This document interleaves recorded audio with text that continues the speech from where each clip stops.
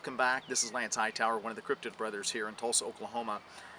Decided to get out of the backyard and come to a nice, beautiful park. It's quiet here. There's a few campers out and about here, but it was nice and quiet, no traffic, and I wanted to do this part 2 intro of the gentleman that we did last episode who, at 17 years old, had a very frightening experience, and it really has affected his life. I failed to not recognize that he had been, we did the pre-interview so long ago, a few months back, that I'd forgotten that he had done another show. So some of you had pointed that out, so thank you so much. He'd been on Sasquatch Chronicles, I forget the episode, but he shared just a little bit more in detail how it has affected his life from 17 to present, and how it's changed the way he's looked at things, and also a lot of his relationship with his siblings, which my point with all that is that these encounters really affect people at a psychological level. It's a deep emotional experience. So it's just more than having an encounter. We take this very seriously. We become friends with a lot of the people that we do interviews with, and we're passionate about helping people not only share their experience so you and I can learn, but what we can take from it. And it allows these people, when they have recorded something and given to us, it's just not another show or a recording. It has more deeper meaning than that to us. It's a piece of their life that's changed their life. It's something that has altered or shaped their life and who they are now. And so it's like a permanent record on file, and it has a deep meaning for a lot of these folks that had these encounters and these unfortunate, terrifying encounters. So I'm happy to bring part 2 to you. This gentleman doesn't live in Florida at present, but the experience that happened being chased by a Bigfoot over this fence. And so he shares in part 2 a little bit more how it affects his life, how it's affected his life, and also, like I say, how it's affected him and his sibling relationship. So I hope you enjoy part 2. We're going to start bringing you more video to a lot of the content we're going to provide. We're going to do it a little bit faster. And, you know, there's times where it's hard for us as in the field investigating, and my main studio is where we do a lot of the publishing, so we will come back home and do a lot of that. So we don't have really a portable studio yet, which when we do, we'll be able to get these shows out faster to you. So I want you to enjoy, and I'm looking forward to a lot of this summer coming to you. We have a lot of exciting things. The website is coming to, the store is going to be awesome, and thank you to many of you that's already ordered on the sculptures, so thank you so much. We're going to be getting those out. Rob is so excited to be a part of the team, to be doing some things for you guys, so we're very excited about a lot of things that's going to happen this year, and thanks to you with your ideas and input, that's what we're making it. So you're making our dreams come true, and we want to make some of what you want come true as well. So thank you again. Enjoy this part 2, and we'll see you the next episode. Take care. And that's what I told that investigator in Florida. And now he at first said, you know, he kind of sided with him. No, they're passive animals. They won't do that. No. But then later on, he changed his mind, and he told me that they had a lot of people reporting this aggressive behavior too, but they wouldn't air it on their show.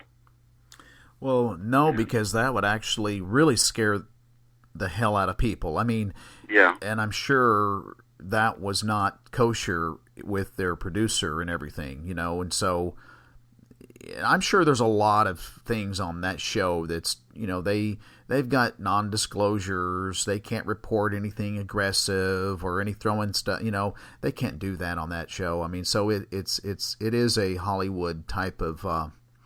Even though it was very popular. It's there's a lot of things they really cannot tell the accuracy of that show. Right. So, well, their lead investigator, the one I told you. Yes. It's spelled with a W.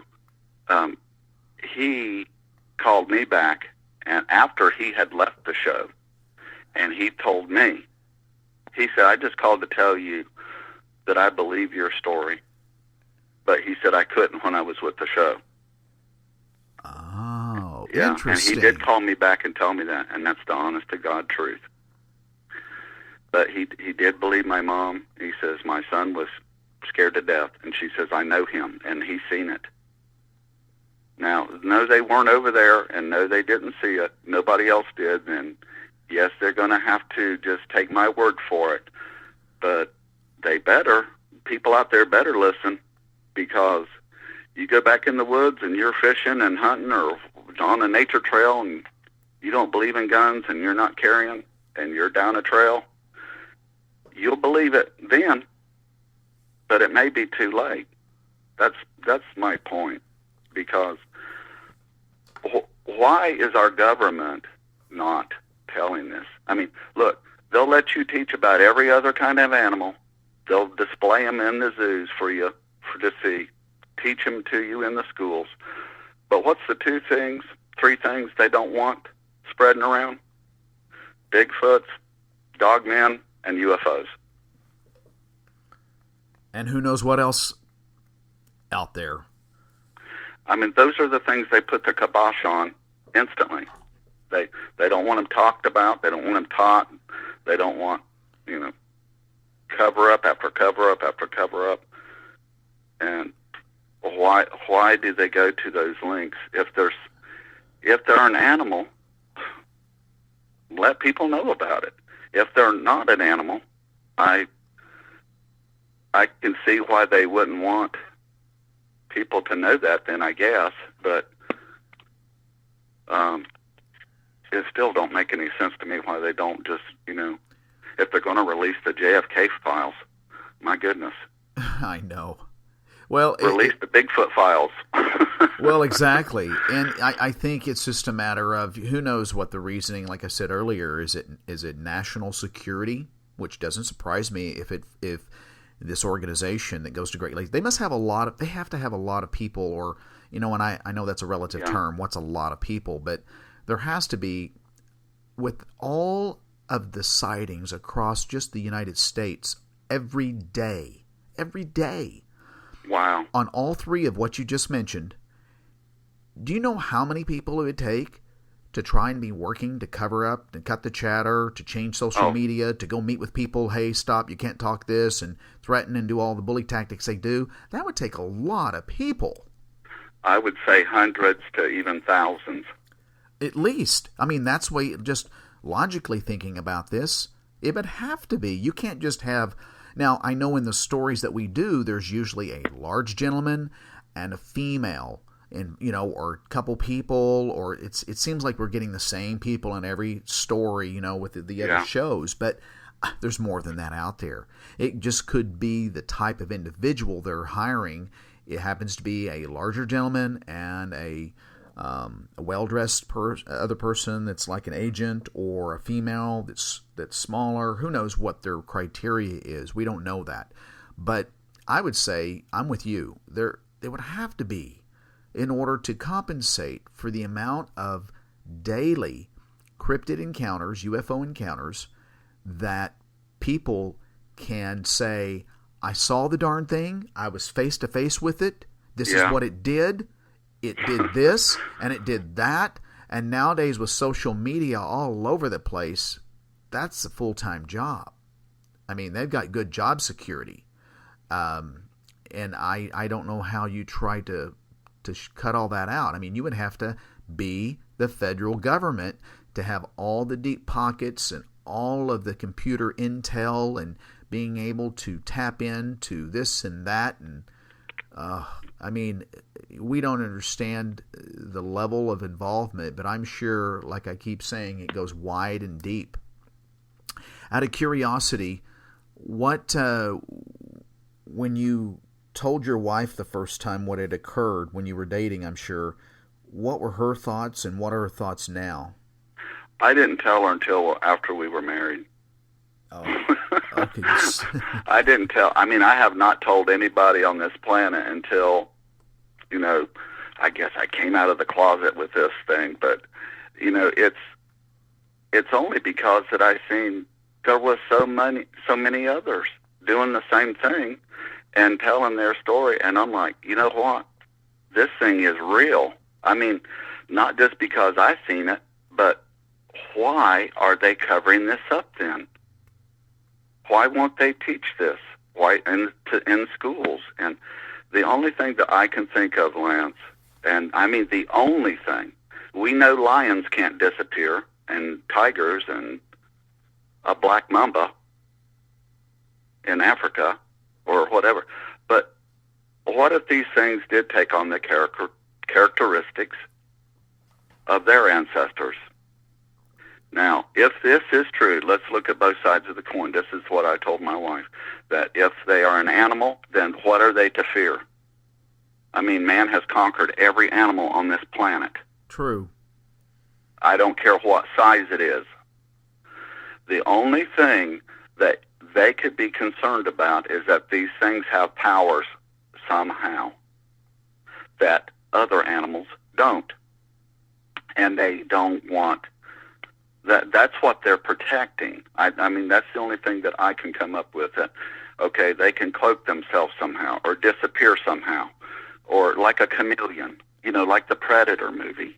Yeah, and that's kind of what, I don't know this. It's on pure speculation on my part. Right. I don't know the mindset of these creatures or beings, but I know they're smarter than us when it comes just the sheer woods, because how can a being that big use itself and hide in plain sight?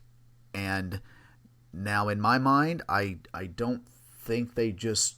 I mean, I want to be open-minded, so I'm kind of hesitant in saying this, but I can't see where they go in and out of portals or anything like that, but that's just maybe my small mind saying that, and because I've not seen it. But I want to say that hiding in plain sight, it's kind of like some interviews where people, all of a sudden, they don't see anything, and then this thing steps out from behind a tree, and the tree is smaller than this thing. That's twice as wide.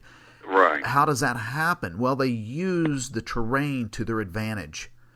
And so, I mean, that's a great point. I'm still baffled to this day.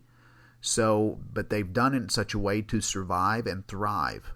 And it is very, very strange. Lance, this is kind of off base with this, but do you remember on Star Trek when the Romulans can't fire their laser, right? Right. When they're cloaked. Oh, yes. Okay, yes. So, I mean, I was just spitballing, and what if these things can't, attack or do something when they're cloaked? Because, I mean, that would kind of explain some. All I know is these things just disappear into thin air. And, I mean, we can track down any animal on this planet. They'll put hounds out after them, and them hound dogs and pit bulls will track them down. I don't care what it is. A bear, a boar, an elk in Montana. That's... you Right. can track any animal with dogs. And the police and the military will track them down and capture them. Like I said, we've captured every animal on this planet. Why haven't they captured one of these? And if they have captured them, why won't they show them to us? Well, I think they have numerous times. I think that they have, in my opinion, I think they've captured them alive. I think they've acquired them dead. I think they put them in military facilities, very, very secure military facilities for studying. I think that they, in my personal opinion, again, I don't know this for fact. Right. It's on pure That speculation. makes sense, though. I think that they actually have some right now in a captive format. I think they're in a captivity where they're studying them, their behaviors, to understand them. And the questions that during this time, and how long, I don't know. But I think that they have the same questions you or I would. How long have they been here? What is their purpose for being here? How do they interact? How do they survive? What's their social structure? How do they communicate? How do they evade human eyesight for so long and at will? How do they, you name the question, I'm sure they have it as well. But where they're at, I would say they're probably in military compounds or areas that are remote that the government has. And they have been studying these creatures for a long time. So they've known about them a long time. Very long time. I would believe that. And so it's not like them to do something like that anyway. Yeah. I mean, it is like them to do that, but why? I think it's because exactly what you alluded to or said just a moment ago. They're not an animal. I think that they're not an animal in the sense like a deer, a cougar, a bear, an elk, a moose.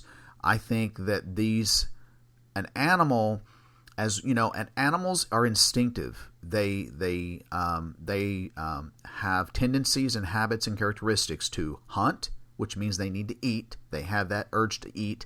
They have tendencies and urges to mate and to evade danger, protection, or defend themselves. I don't think, what an animal is that it's not aware possibly of its self-existence, its death. It's not aware of it's not really self-aware, in other words. Whereas these are beings, an ancient type of being. It's aware of mortality. It has the capability of having nurturing some type of family and having communication.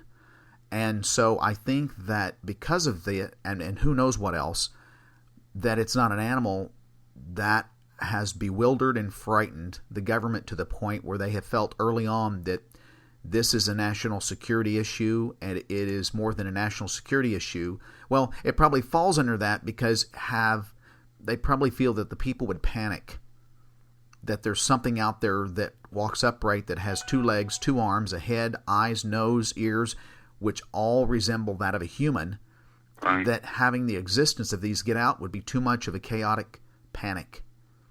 That it would it support or deny our world and the biblical world as the world we know it? So very much like, the Men in Black movie with Will Smith. Yes. How they're protecting the world from extraterrestrial and this and that, and they do it behind the scenes, and well, that's collectively what we call these people, just the Men in Black. And they may go by something like that. Who knows? But maybe that's how the movie was made too, fiction based on fact. There you go. And so it's possible. It's very likely what we said a moment ago. I'm saying there's probably a lot of people employed doing this. And because it's with social media nowadays versus back in the 1950s, it was a little bit easier back then. Nowadays, everybody's got a phone, which has a camera, which has Snapchat, you name it. But also the government has developed computer hacking skills. Live broadcasting. Live broadcasting. And, one of the guys that I interviewed down in Florida, he said that one of these guys was looking right at him and gave him word for word what him and I talked about. And he looked at this guy that saw this creature, and this gentleman was a Men in Black agent, I'm just going to call him an agent. Right. He said, well, a little bit of BS goes a long way.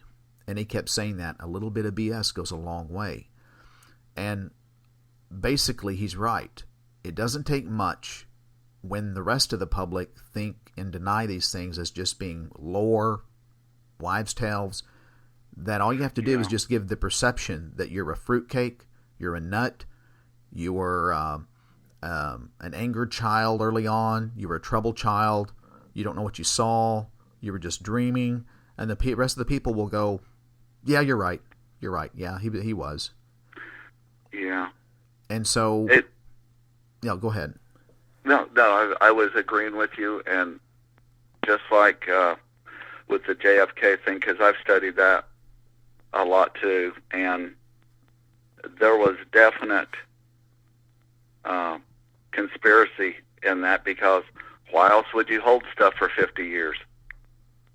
You didn't want them to know. Well, and that's just it. I mean, if it was just Oswald, just let it out. It was Oswald, and that's it. Why do you have to have a Warren Commission and a book and then oh, he was a lone gunman. Let me tell you, I've already done that theory, and there's no way that bullet he shot can do that to what they did to JFK. There's no way. It's impossible, because that bullet does not fragment. It just punches a clean hole. I don't care what you shoot it with, a watermelon, a pumpkin, whatever. But that was a fragmenting bullet that did that. And to keep the files all wrapped up the way they did for 50 years. And yeah, that's that's a telltale sign right there. You're right. I mean, if it takes 50 years to let a couple generations go by, that's kind of the obvious answer, in my opinion, too. And but they're treating this the same way. They're just keeping it all hush hush and locked up tight, and putting, thwarting anybody's efforts to bring this out or report it. And I've listened to a lot of the stories that have come on your show, and it's basically all. I mean, these people are all telling what they've seen, and. Yeah, I mean, I can't explain what they saw in some cases, but I know they saw something, and I'm not, you can just hear it in someone's voice. I had a guy that I just interviewed last week, and he was a retired highway patrol officer in Oklahoma, and he said, when you're in law enforcement a long time, you develop a really good BS meter. Right. And he said, you don't even know the person, and you can tell. And I said, yes, sir, that's a fact. When you are in communication with the public on an ongoing basis every day, in some form or fashion, whether it's whatever your occupation is, you develop a factor, a means to detect if someone is really telling you the truth through eye dilation, if you're eye to eye with them, through the intonation, the tone of the voice, how they say it, hand gestures, body movements, everything. There's certain clues you just cannot sometimes evade. It's just natural for the body to move certain ways when you're telling a story or repeating it of what happened that's truthful. And he said, I'm telling you, there's people that I've talked to that saw things, and over the years. And he said the same thing. He's listened to a lot of stories, and that he can tell people saw something, and it frightened them. And so what they saw is what they're telling you. They're not what purpose do they have in giving you a lie to go to the links to call, there might be some people that want to get on the show, but the key is that, is this like the person to do this? And I have some people that said, look, I don't want to make this a show. I just got to tell you. Yes. And I have those, and I gave him my word. I can't make it a show, but why would someone go to that length? And I have about a half a dozen or so of those.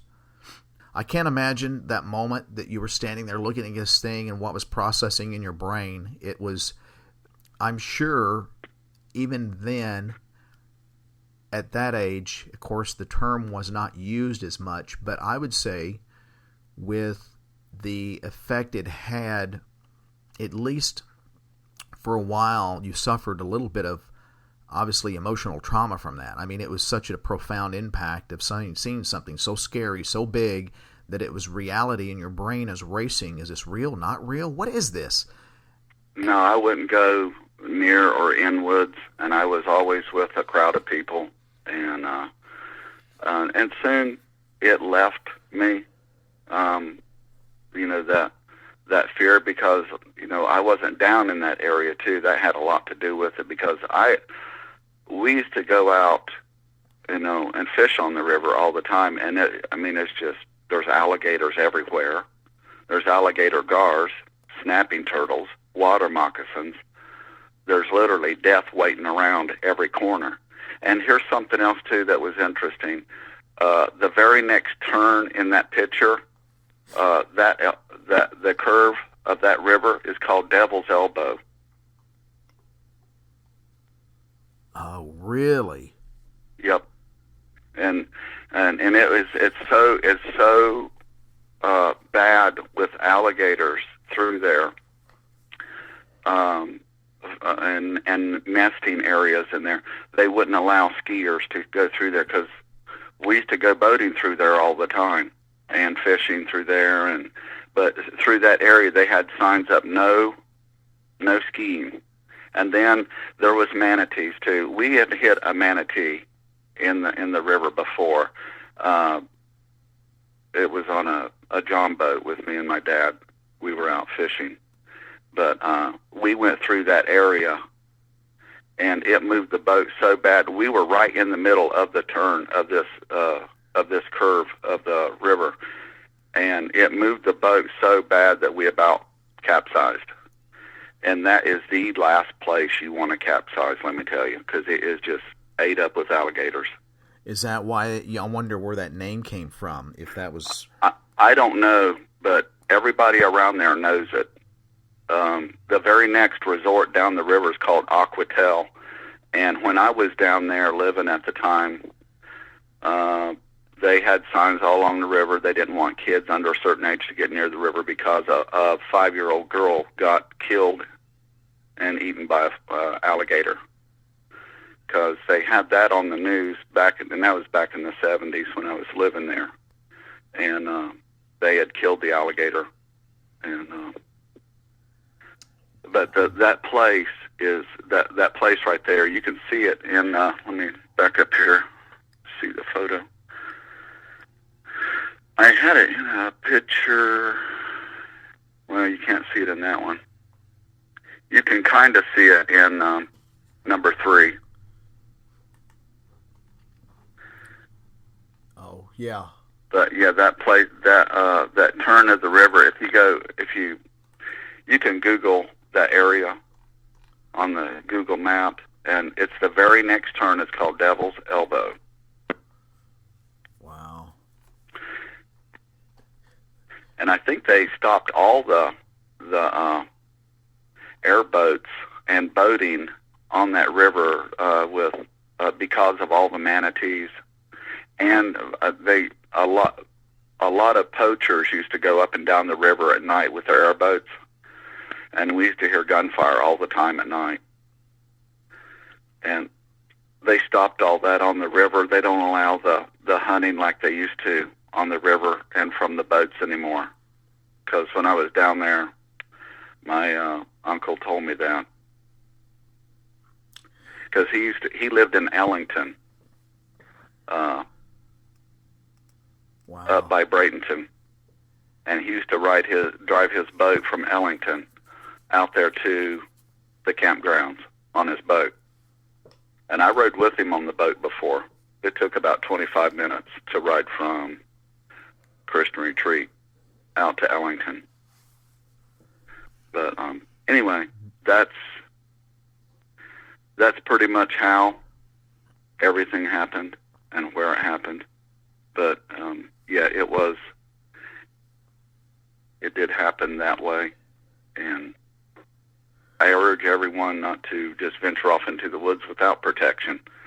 That's the best thing I can tell them. I know a lot of people don't like guns, and I respect that. But I like living better than being ripped apart by something. And if I can stop it, I'm going to do my best. That's why I ran that day, to get away from this thing, because it is... Well, and here's, with that being said, and I don't want to put words in your mouth or anything like this, but I'm just what you experienced, and, people listening could say, well, how do you know it was going to do that? But here's the thing I've learned is that when you're in that moment, when the event is happening, I think, honestly, God has given us a sense of what an animal or another person's going to do to us, the intent. He's just given us an ability to read that, if you will. And I'm not trying to make anything up here. I'm serious about this, is that you can tell the intent of what is happening. And people have noted this before. Like, they get into an area and they go and they're in an alley and they just get an immediate, like, somebody is here to hurt me or something. And Something's not right. It's not right, and I need to get out.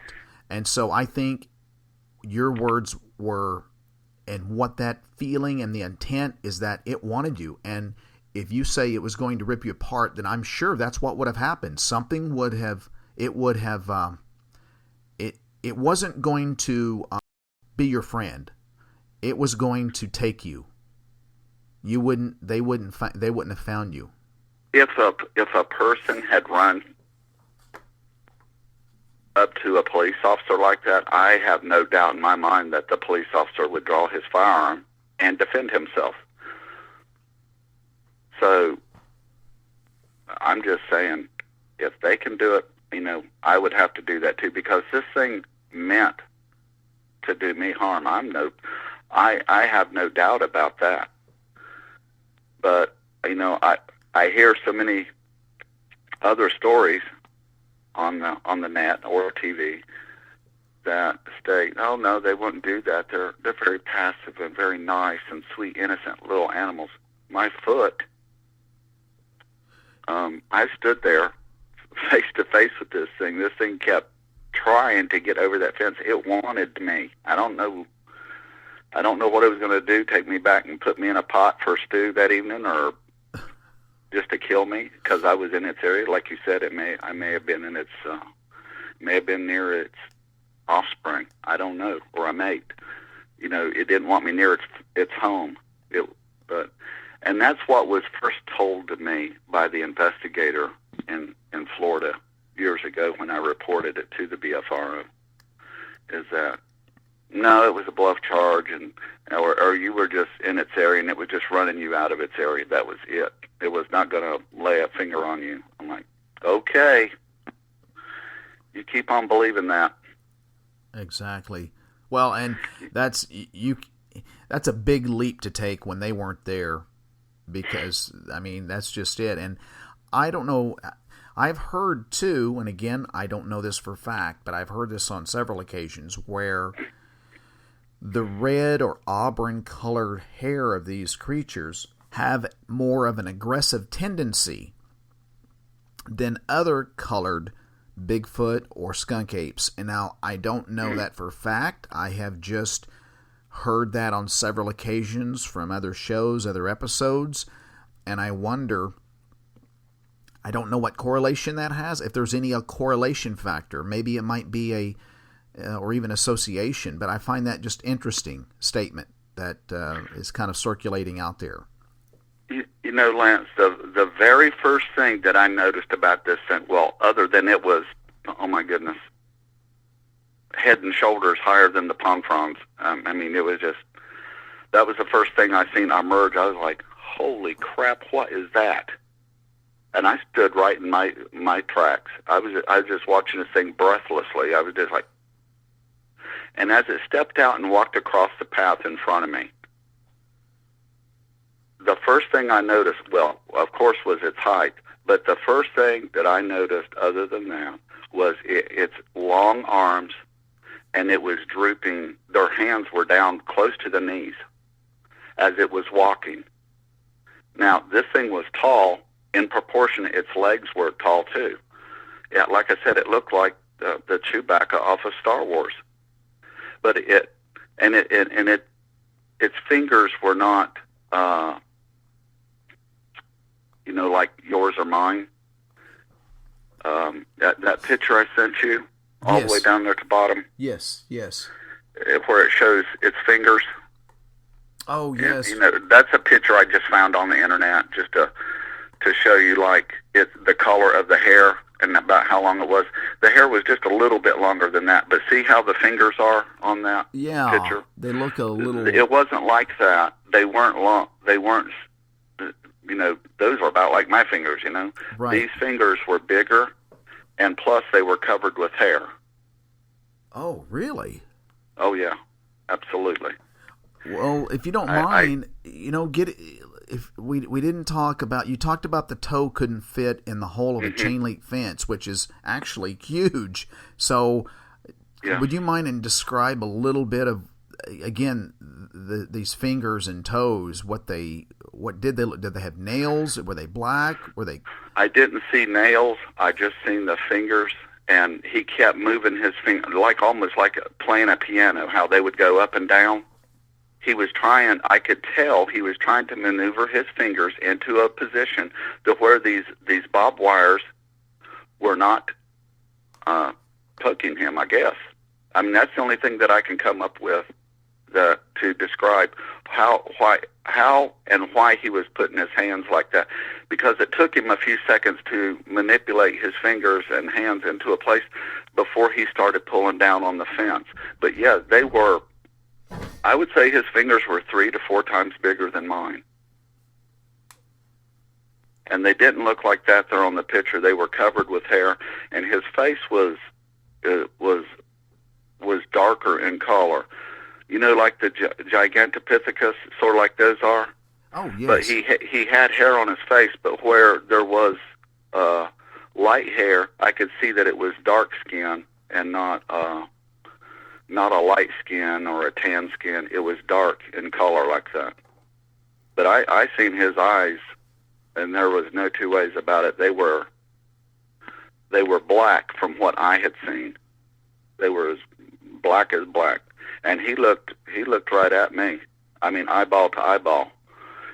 And yeah, that bothered me for years. And my wife will tell you, she's right here, and she'll tell you that I wake up from time to time, even to this day, and having a bad dream about this.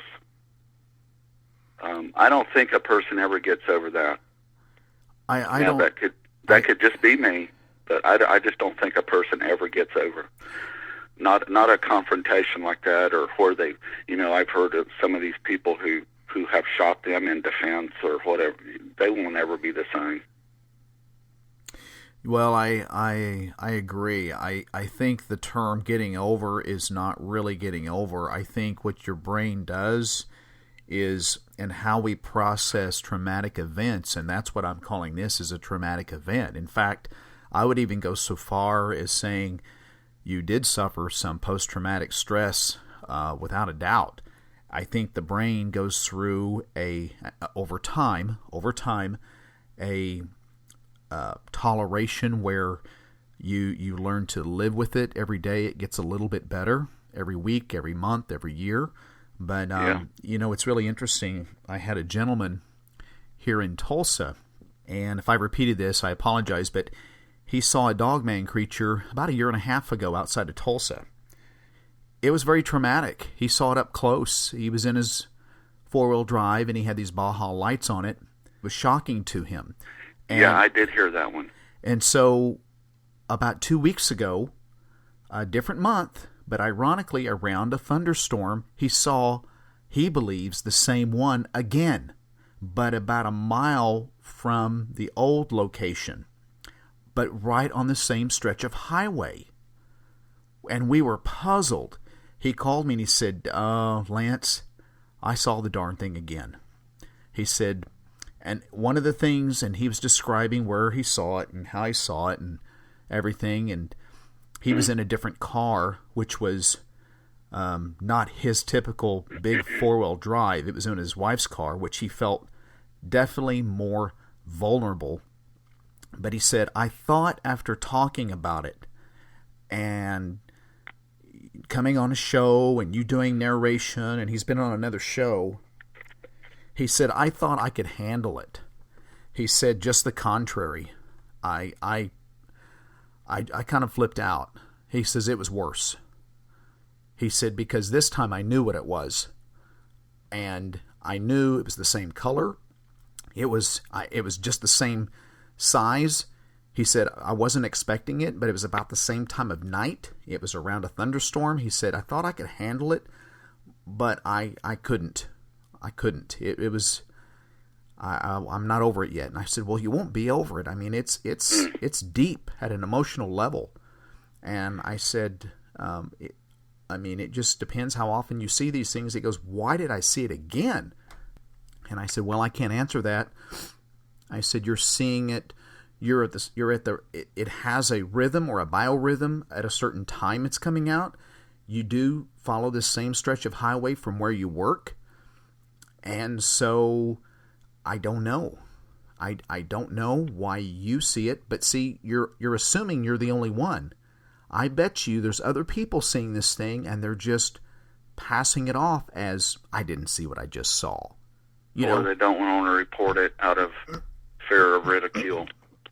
Exactly. And they may not know if these shows exist.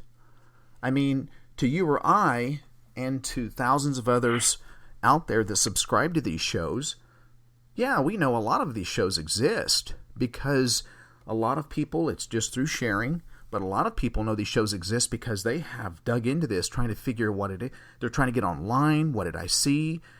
But there's a group of people, there's thousands of people that have seen these things that don't really understand the computer all that well. They don't feel comfortable, and so they really won't investigate. It'll just be one of those things that they go to the grave with. They may tell one person, but it stops there.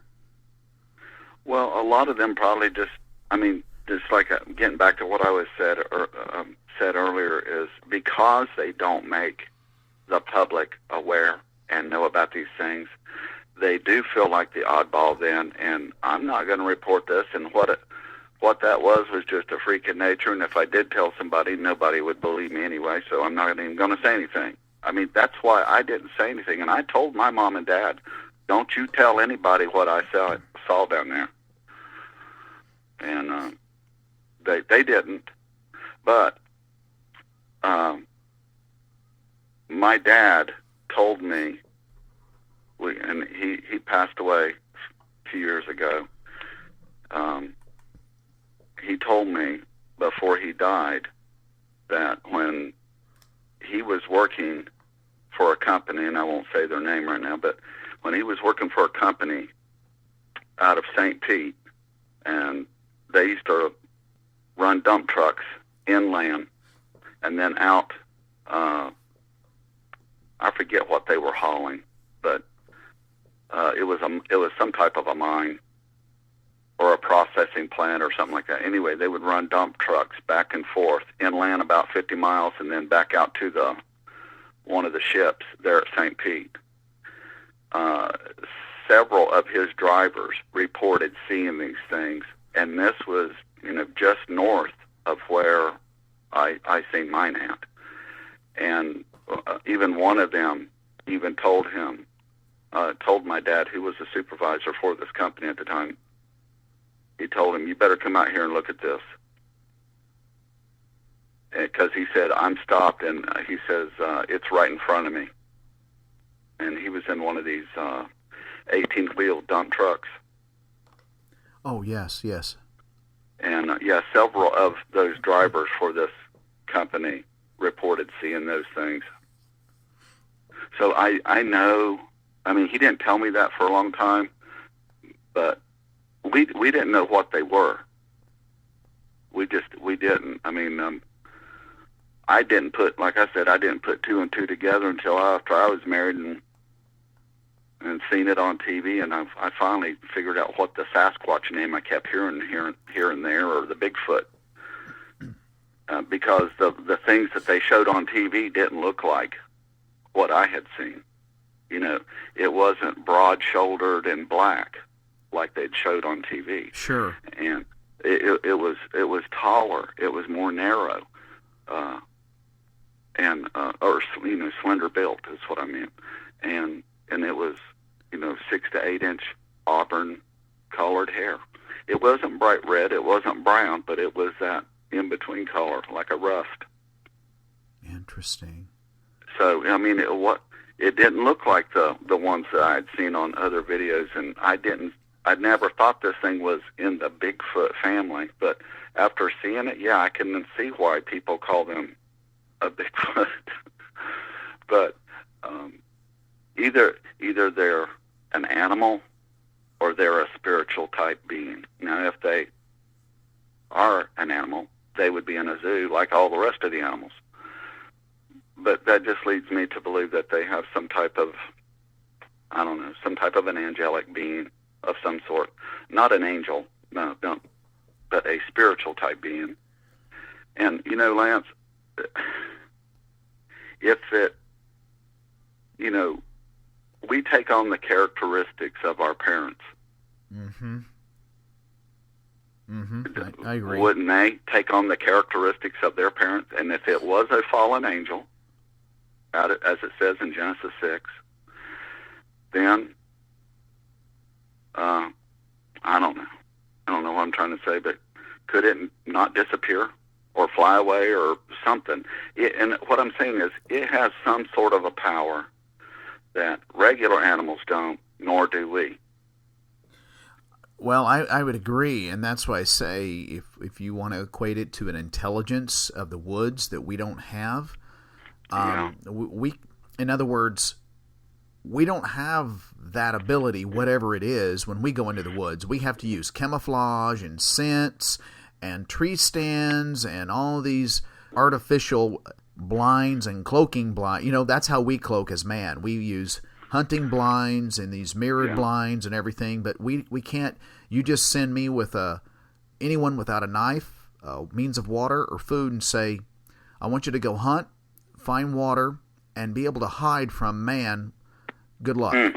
It just, we wouldn't be able to do that well and as efficiently and as proficiently as they have. And so in my mind, and this is only my personal belief, is that everything can be explained from a biblical nature in my mind. I mean, that's just agree. And so I don't believe there's any mistakes in the Bible.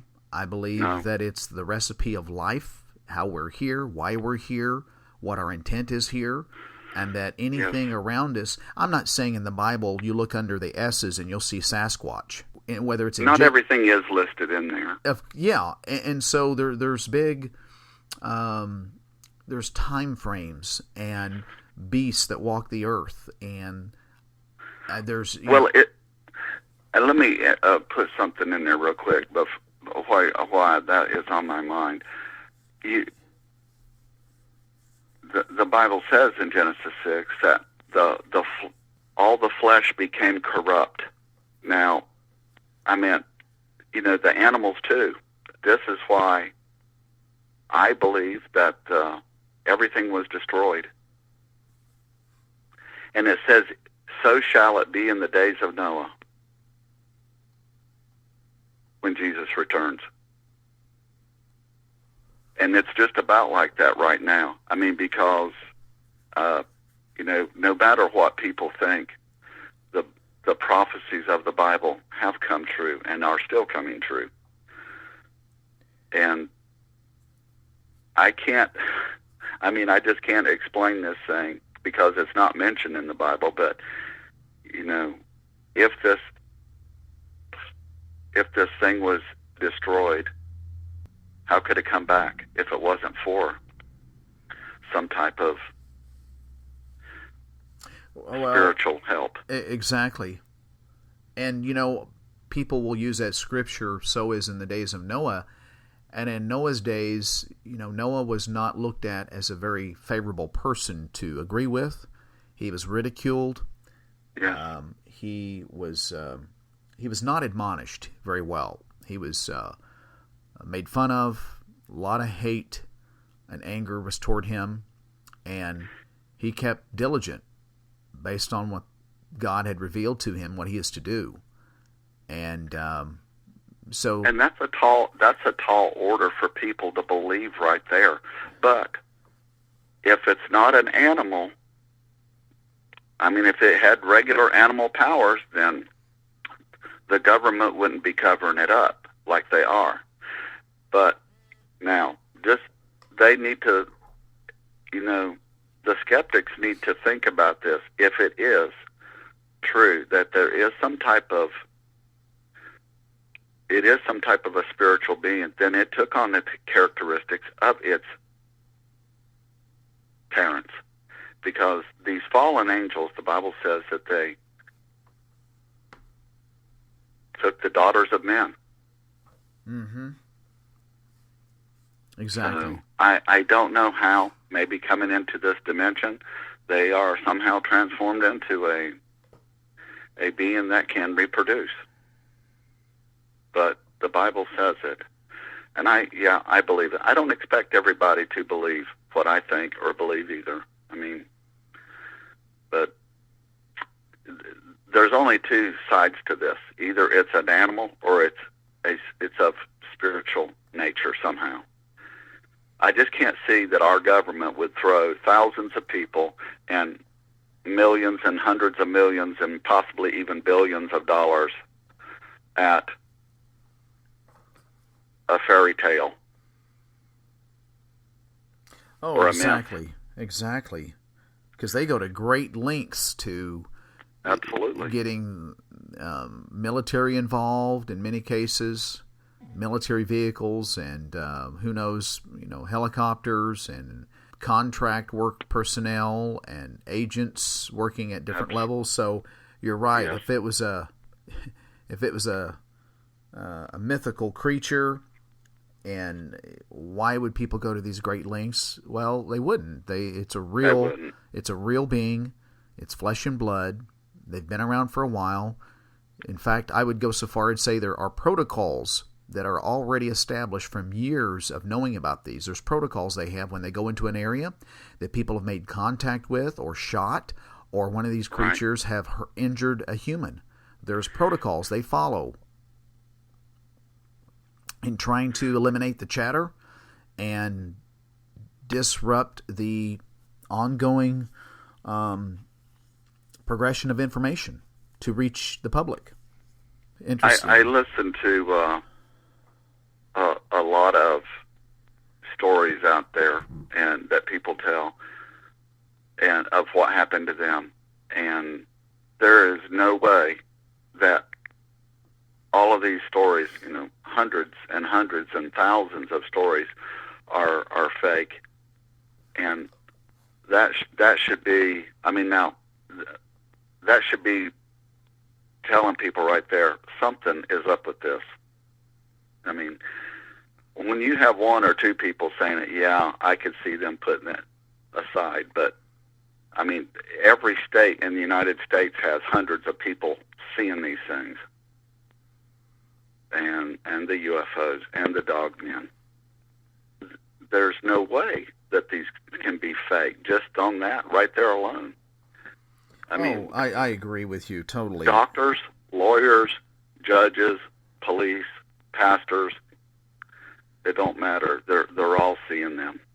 And I wanted to say this too before I close this. This has affected my own personal family because a couple of my siblings do not believe what happened to me, even when I decided to come out and tell them.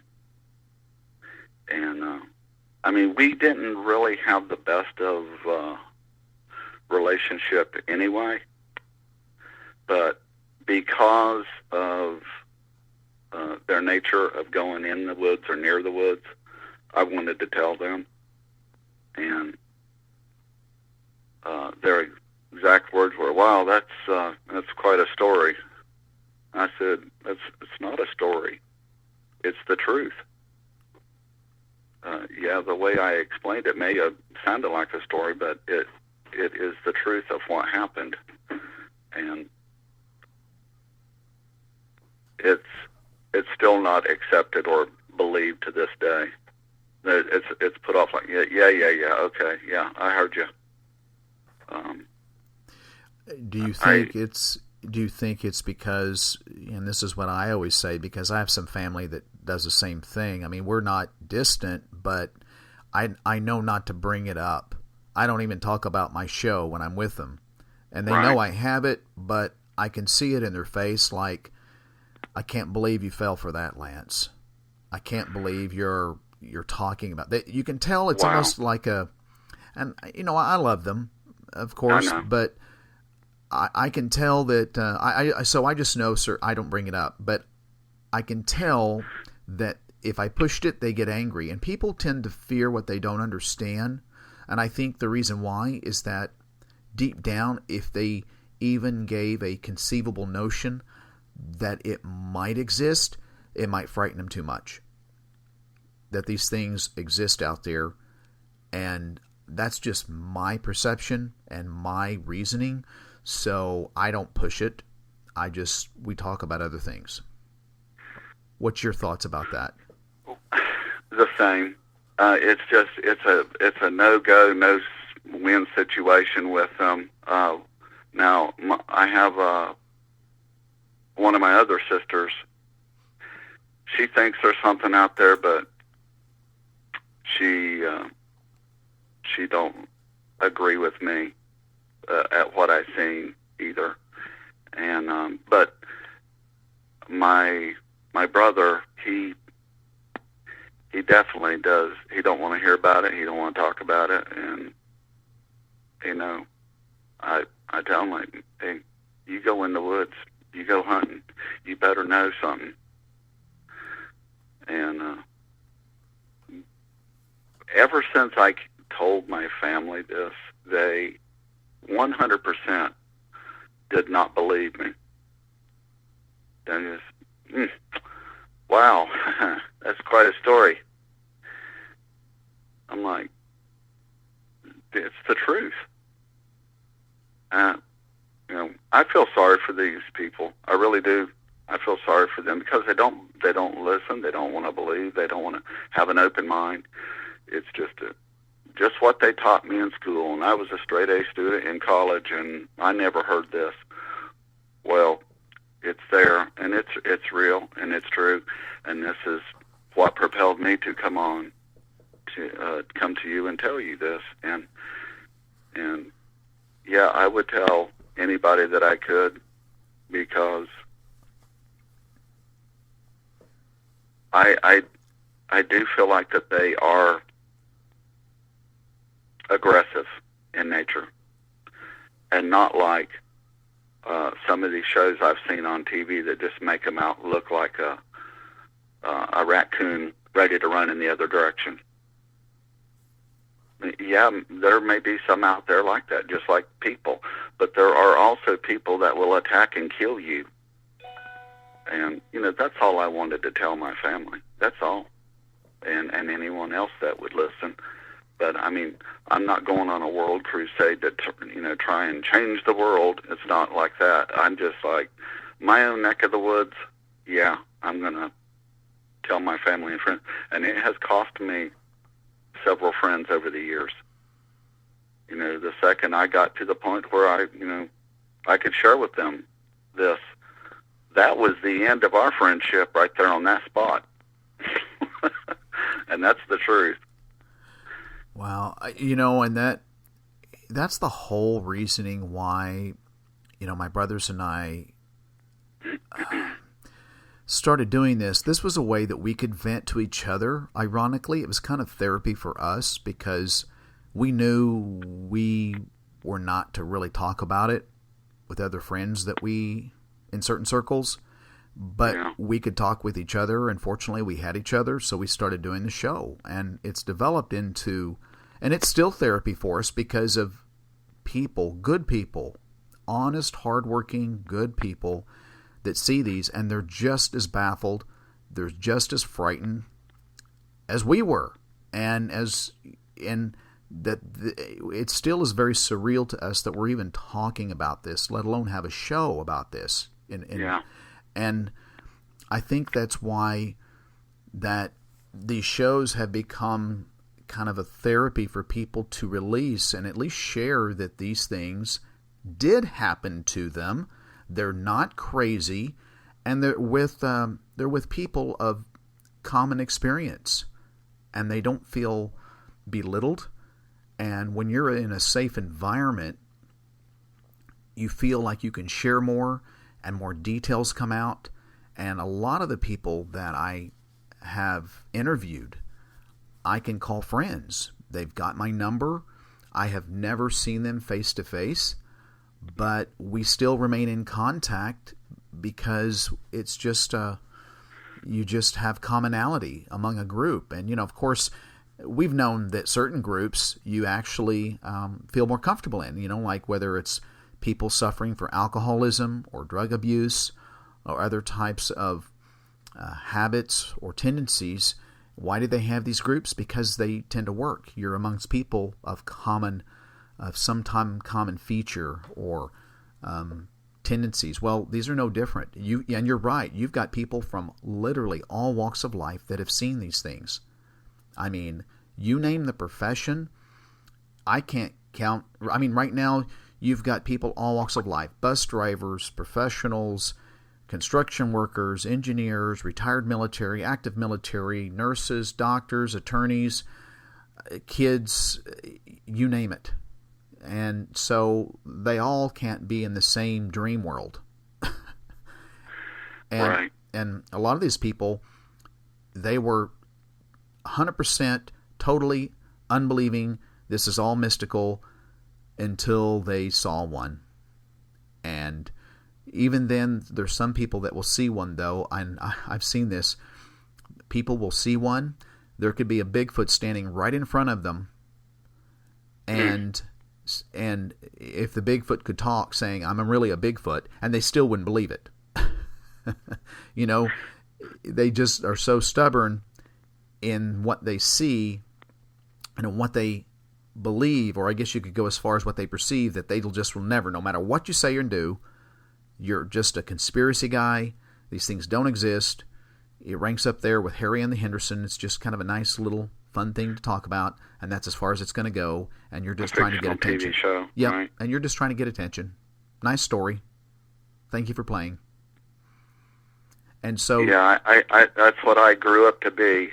Just throw away my friendship and my relationship with my family away. Yep, that's me. That was my lot in life. Well, exactly, and that's where you got to go back to the person. Is this like them?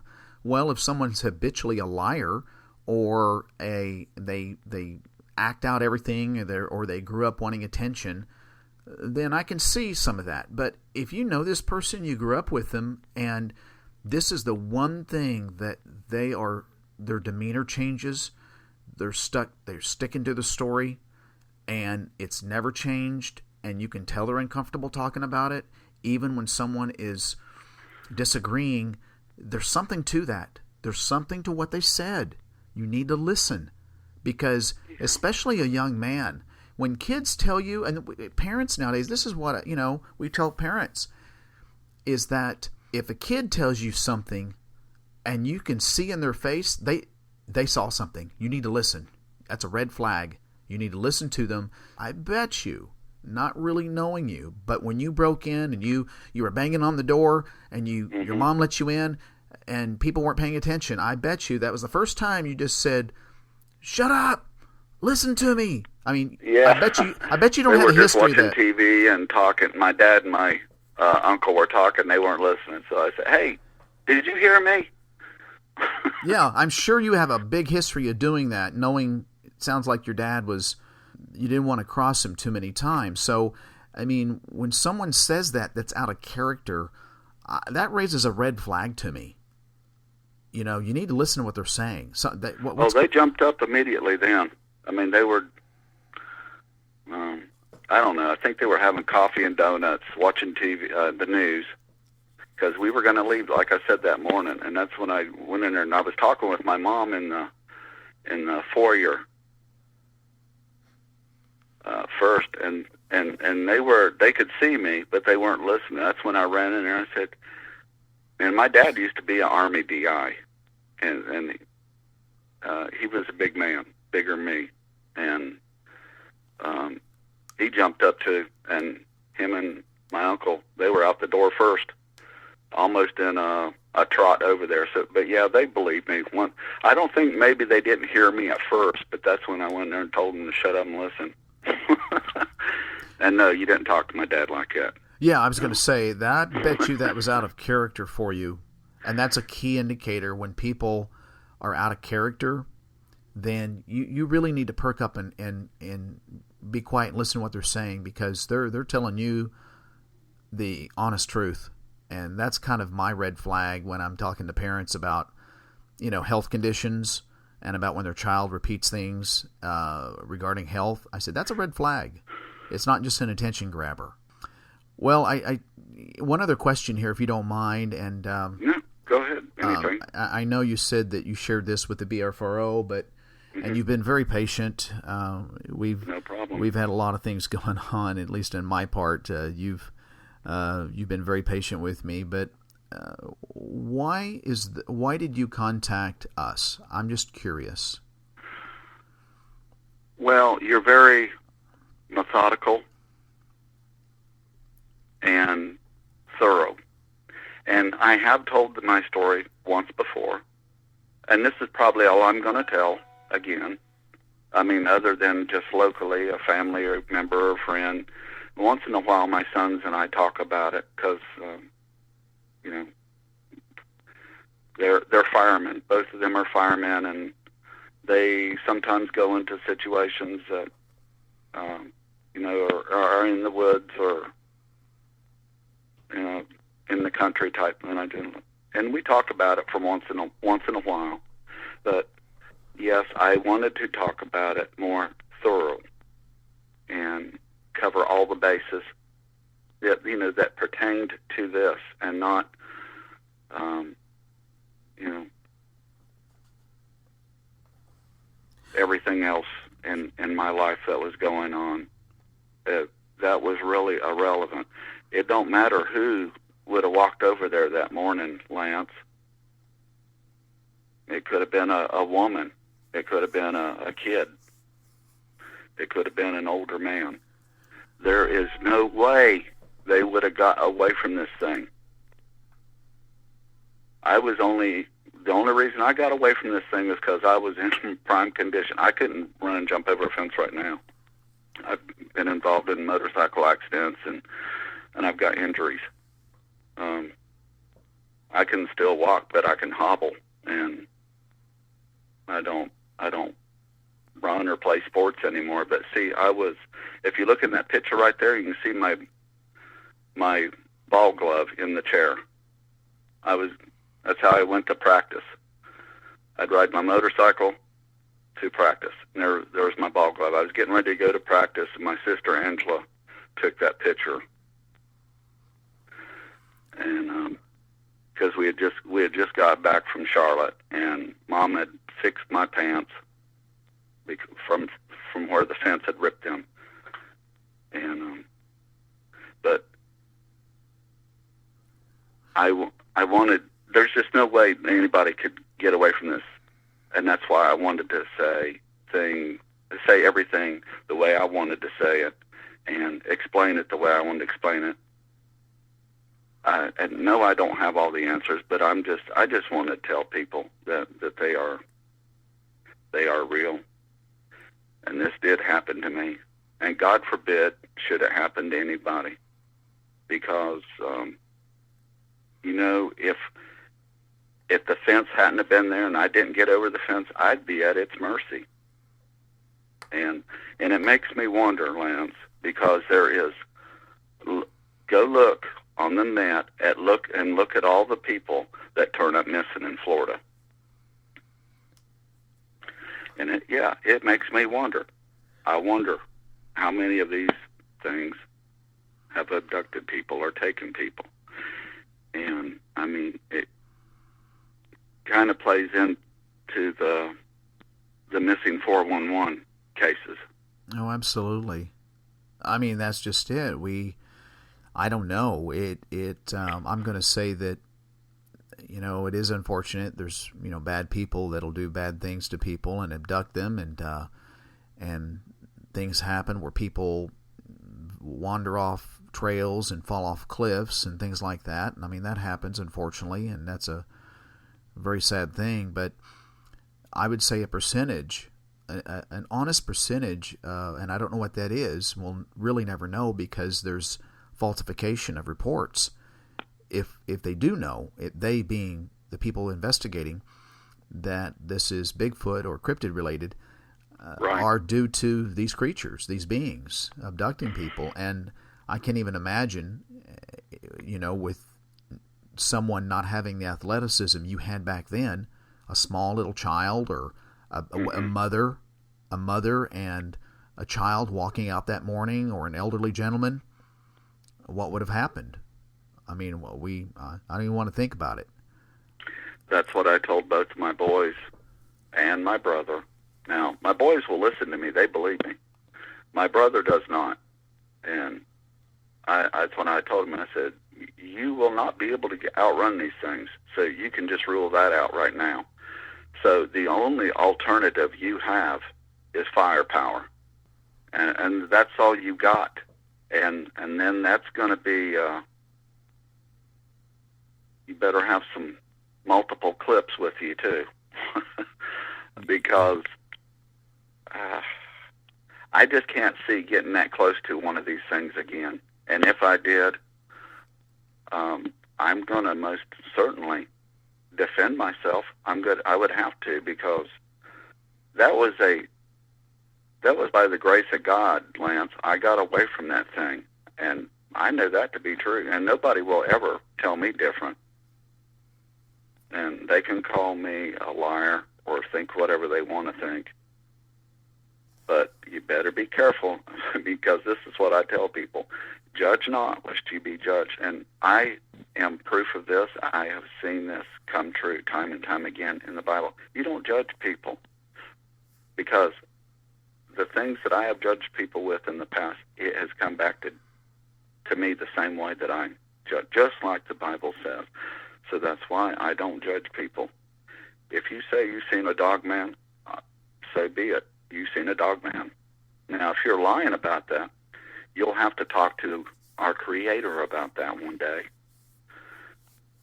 But for now, yeah, I believe you. I'll take what they say as the truth. And people don't come this far and do this unless they did. Well, exactly. And I think that as soon as we start, that word judging people, I look at it as limiting. You're limiting your mind from being open to new ideas and possibilities.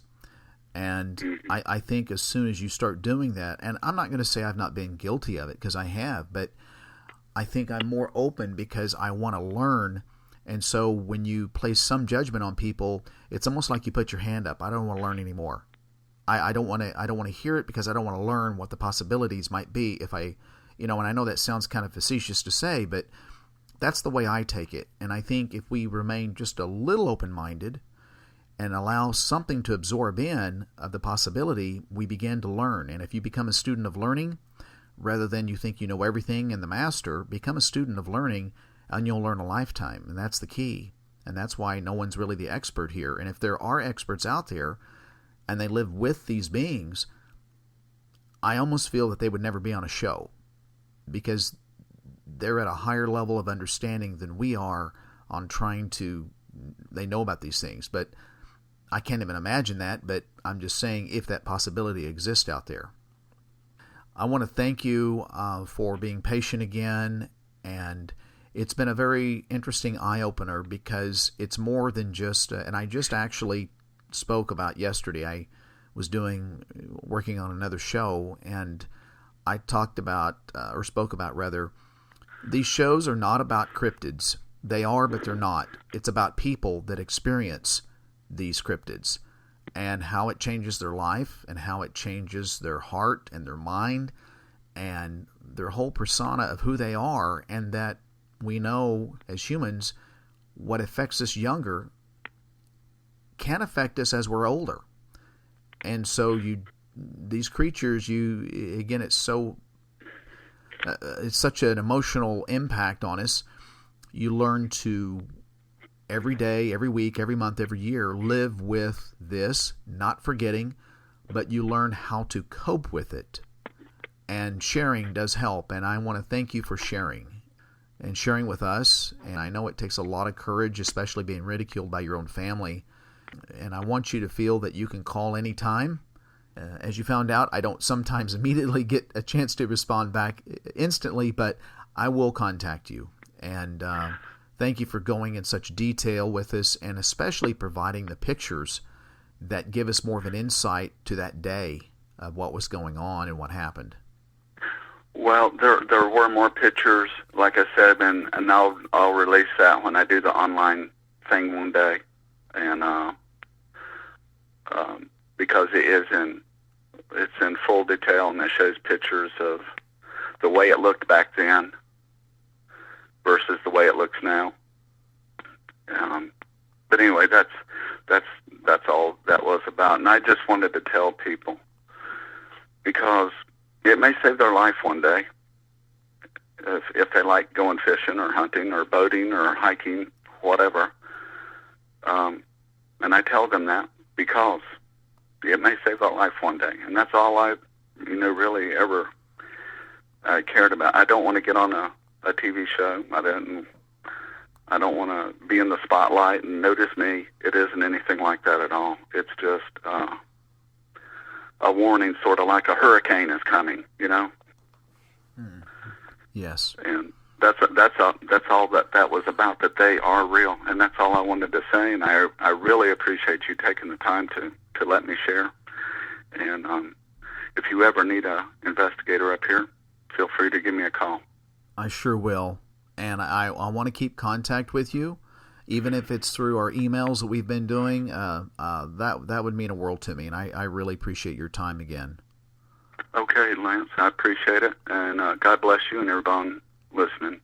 Yes. Well, thank you so much. God bless you. Have a great day, and we'll talk here again. Thank you. Okay, goodbye. Bye. Hey guys, this is Rob Spencer, the official sculptor for the Cryptid Brothers Show. I want to do a real quick video just to say thank you from the bottom of our hearts to all the subscribers and the great comments that we're getting about the show, the fans. We wouldn't be able to grow without you guys. You guys mean everything to us, and I hope that we do you guys justice. We got some great news. First of all, the emails, comments we've been getting from a lot of people that they're wanting to know about Series 2, this being Series 1 that you see here in front of me that I'm currently working on, where we have a cheaper version. Obviously, sculpting is a lot of time, a lot of detail, and we really understand the needs of people who are excited about Series 1 and Series 2. So here's what I'm going to do. Lance and I have talked about it several times, and we've decided to take Series 1, which will be the Creeper and the Tall Walker here that's just about finished, getting ready to go to the fulfillment company. They are going to be limited edition, like we said, 250 made of each. Then they're going to be broken. They'll be signed and numbered by me, certificate of authenticity. Series 2, same way, but we're doing Bigfoots in Series 2. We decided to cut these prices because I want everyone that's interested in these, that like these, but just not real sure if they can afford one. We're cutting them down to $49.95 for the Tall Walker, $59.95 for the Creeper. Yes, and he's almost finished. And this is all I'm going to let you see right now. You can see him. The claw that we're doing, this will be a trophy. Obviously, you've already seen that. This is the Dogman claw. We wanted to let you guys know that we are going to cut the price so that everybody can enjoy these, because that's how thankful we are to you guys. Because again, without you guys, we would have nothing. No show, no ratings, and we want to grow, and we want to grow for you guys. And by taking advantage of these one-of-a-kind deals, you're not going to believe the things that are coming. I've got great plans for all you guys. So does Lance. Our wheels are turning. We've been talking about this for 8 months. We're just now getting around to it. So I hope you guys enjoy it. If you have any questions, you can always email me at spencerscreatures@gmail.com. Call the 1-800 number. Talk to Lance about ordering one of these. Thanks again for all the guys that have already pre-ordered one.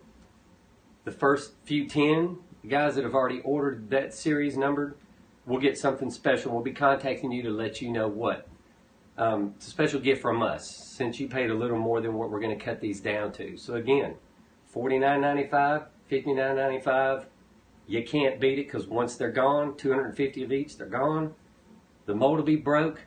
On to Series 2, never to be made again. Plus, we've got some great plans for some things we're going to have at some of the Bigfoot conferences, some other conferences around the United States that we'll be going to, and I'll be bringing these with me along with some other surprises that will only be sold at conferences. Again, thanks again for being a great subscriber, all the awesome comments about the sculptures I'm doing. I really appreciate it. It means a lot to me. It means a lot to Lance. You guys keep watching, and I just can't even stress what we have coming. It's going to blow your mind.